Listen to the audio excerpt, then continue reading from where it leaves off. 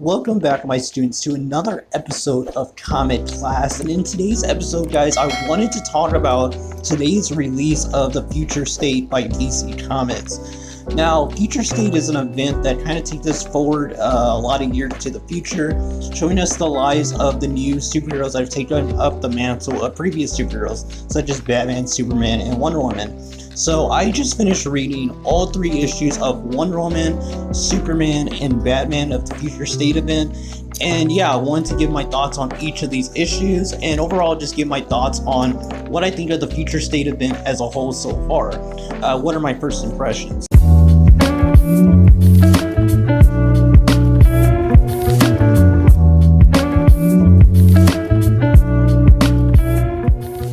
So without further ado, let's jump into the first story, which is the Wonder Woman issue. Now, the Wonder Woman issue was pretty good. It pretty much introduced us to the character of Yara and her life as Wonder Woman. And in this world, we get to see that there are mythological monsters that Yara is fighting against in the very beginning. She also has like a Pegasus named Jerry, which is kind of odd. But yeah, so her and Jerry basically fight off against monsters, it seems, on the daily. And they fight against this type of Hydra creature and actually defeat it pretty quickly once they work together.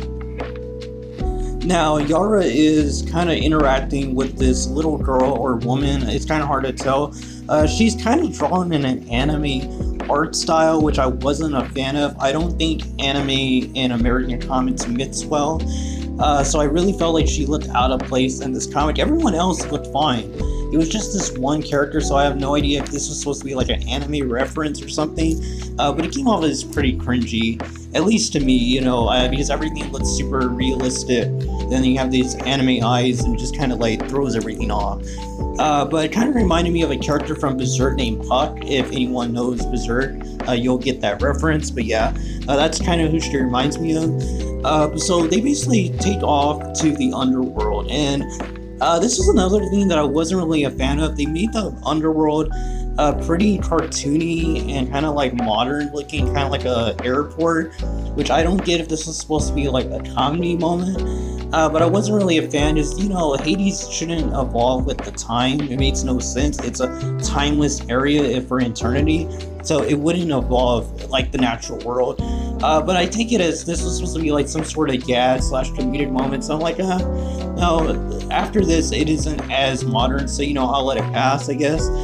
So we get to see that they basically arrive to, I guess, death, which is taking them on rides on the boat on the Sea of Hades, which is actually supposed to be a nod to astral mythology, which I really enjoyed.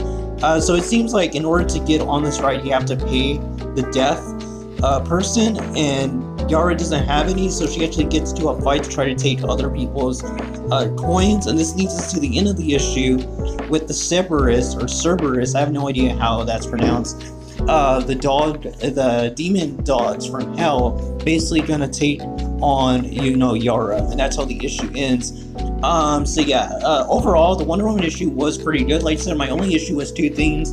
The modernization of Hades, which makes no sense to me if we're basing off actual mythology, and the anime girl eyes, it was just, it was kind of cringe.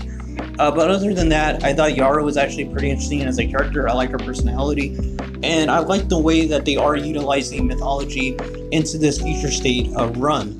This 4-issue run, or how many issues it's going to run. So let's jump into the second story, which is going to be the Superman one. So Superman 1 basically starts off with Jonathan Kent taking on the role of Superman and basically saving this kid from this army. And it's just fantastic to see Jonathan Kent taking up the mantle of Superman. His outfit is similar to Superman, but he doesn't wear a cape, which is pretty interesting. It isn't something I noticed on my first read through. So we get to see Jonathan Kent basically fighting against the army, or at least trying to subdue them so that they don't hurt any innocent bystanders.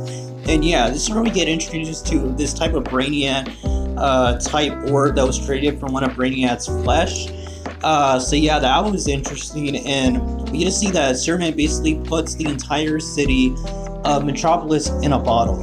It takes it to the Fortress of Solitude.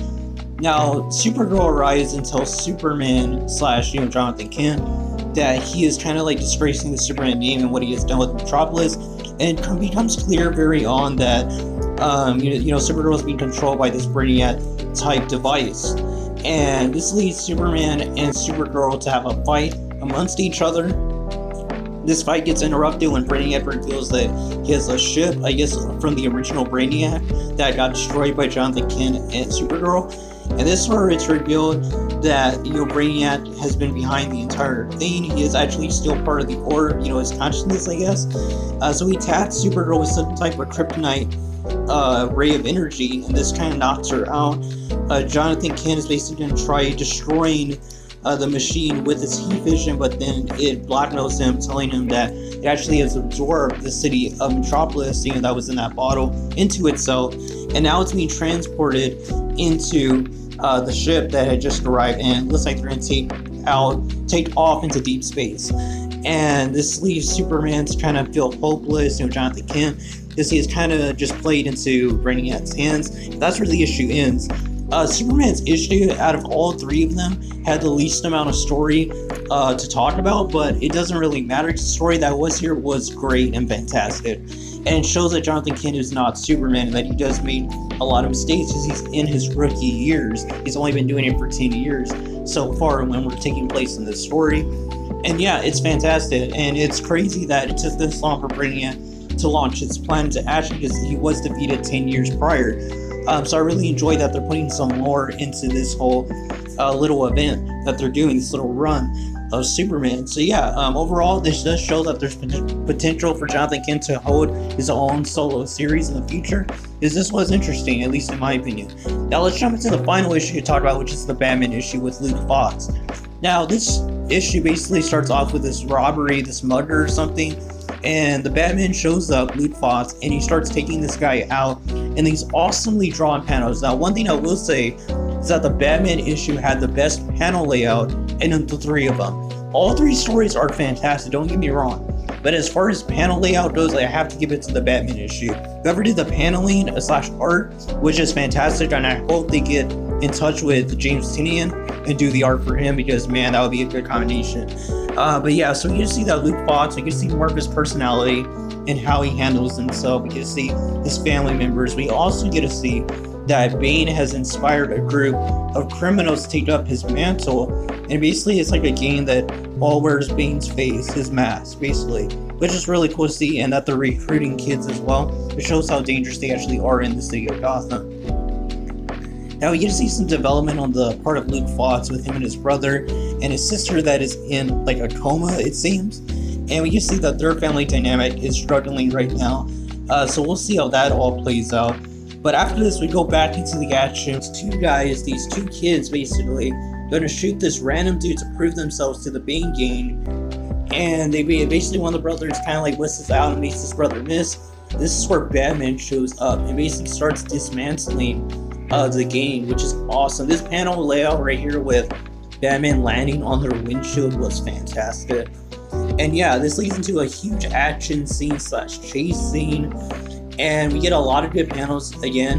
This leads us to the climactic scene with the brothers, where one of the brothers trying to tell the brother to take a shot at Batman to kill him. We know this won't be the case, just Batman has a bulletproof kind of outfit. He can take a few hits, so this kid ain't gonna do anything, but they don't know that. And basically Batman saves these kids after one of the kids gets the other kid to not shoot him and give him his gun. He basically, feels kind of betrayed by his brother. At the same time, the cops show up, and in this story, it's revealed that the cops have a shoot on sight with anyone wearing a mask, so you're pretty much dead if you're caught wearing a mask. And yeah, it's crazy. So Batman basically does a smoke screen to get these kids out of there, and he basically has these two kids, kind of like tied up and kind of holding one of them and telling them that he's gonna give them to child services basically. And with these child services, they'll have to decide what they're gonna do with them, if they're gonna put them in jail or not. So yeah, that's interesting. And the issue ends with these villains, I guess this new game that look like they're wearing diamonds for heads, at least diamond masks, kind of like pulling up on this guy. So that's the end of the issue. And yeah, so Batman, the next Batman, basically is what they're calling it, a future state. This run looks like it's going to be fantastic as well, and is a really good, strong start to the next Batman. You know, and I really do think out of all these 3 series, I think that the next Batman has the potential to actually continue after the future state event, because it looks like it has a lot of potential, and there's nothing wrong with it because it will take place so far into the future. You don't have to worry about any continuity issues or stuff like that it's having in the comics right now. But we'll see. I mean, I actually enjoyed Luke Fox as Batman.